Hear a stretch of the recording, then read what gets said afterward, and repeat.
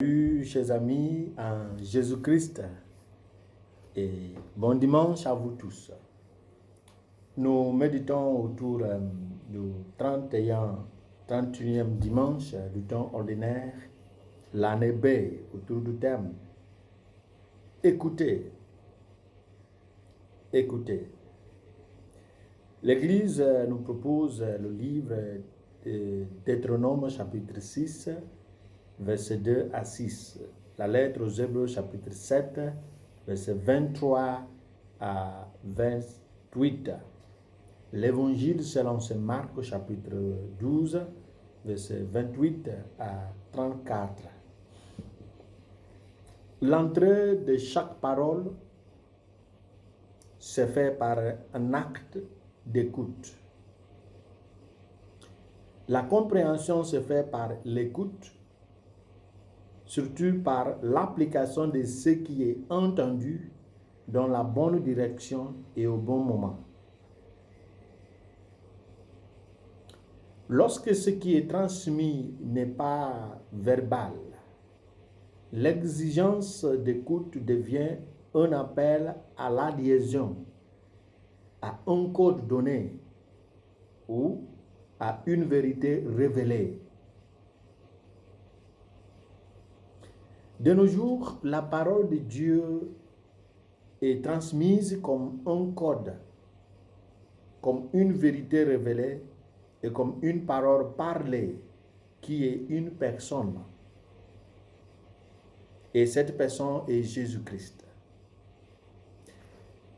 Nous sommes appelés à écouter si nous voulons avoir la vie que donne cette parole, ce verbe qui est Jésus-Christ.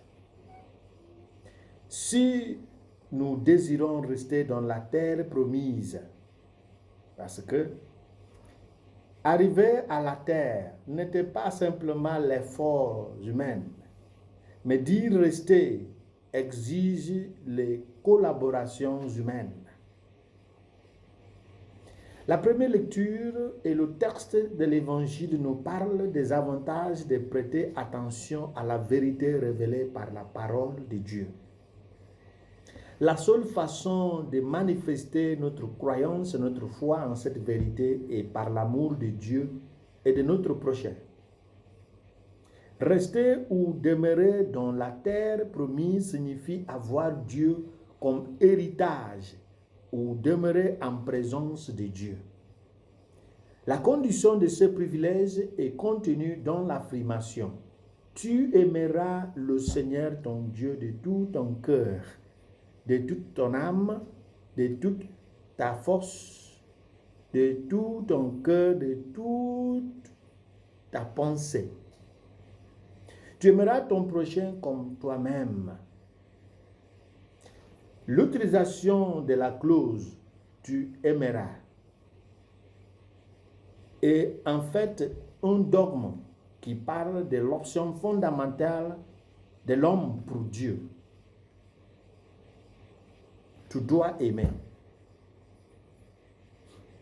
L'amour de Dieu de tout son cœur, ça veut dire de tout notre cœur, de toute notre force, notre âme, notre énergie, notre être, parle du don total de soi et du dépouillement de soi pour la marche vers Dieu.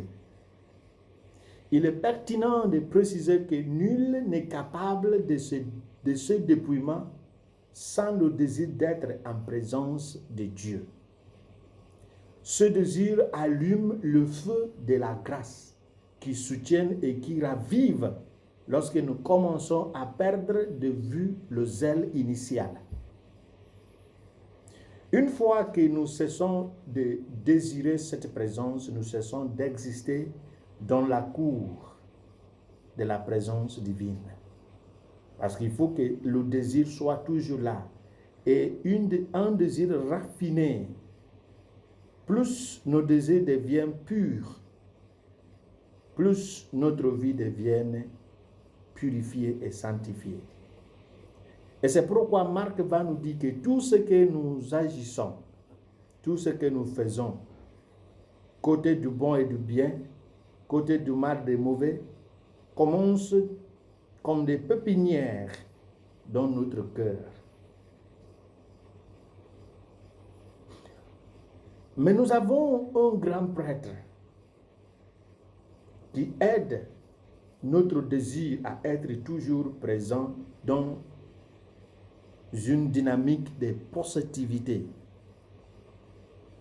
Parce que le péché est la cause et le lubrifiant de la mort. Le dernier ennemi de l'homme. Le grand prêtre que nous avons en personne de Jésus-Christ par son seul et unique sacrifice est un acte perpétuel de sacrifice.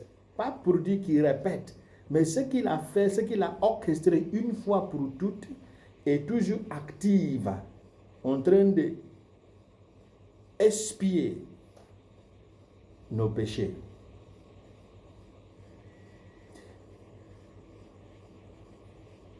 Il le fait parce que, contrairement au grand prêtre nommé par la loi, Jésus, le grand prêtre du produit de la promesse de l'alliance, qui est venu après la loi, est rendu parfait pour toujours grâce à son sacrifice.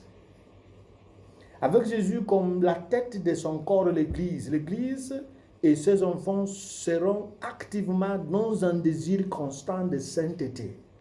Parce que dans sa marque d'une Église sainte, elle est purifiée et elle est rendue sainte par la sainteté découlant de la sainteté de sa tête qui est Jésus-Christ. Donc, dans une sainteté participative, l'Église reste toujours sainte grâce à la sainteté de Jésus qui est la tête du corps, l'Église.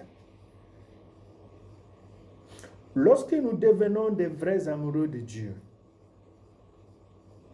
aimer notre prochain comme nous-mêmes va signifier le désir ou désirer et travailler à devenir d'authentiques amoureux de Dieu.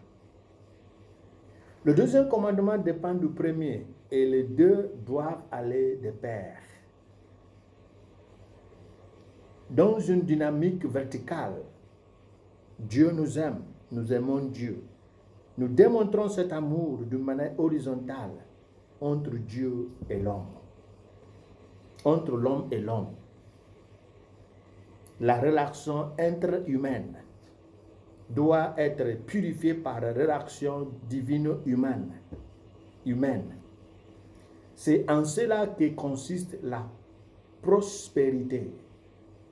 Et c'est en faisant ainsi que l'humanité reste et restera toujours en présence de Dieu. Parce que l'humanité est illuminée par l'Emmanuel du Christ.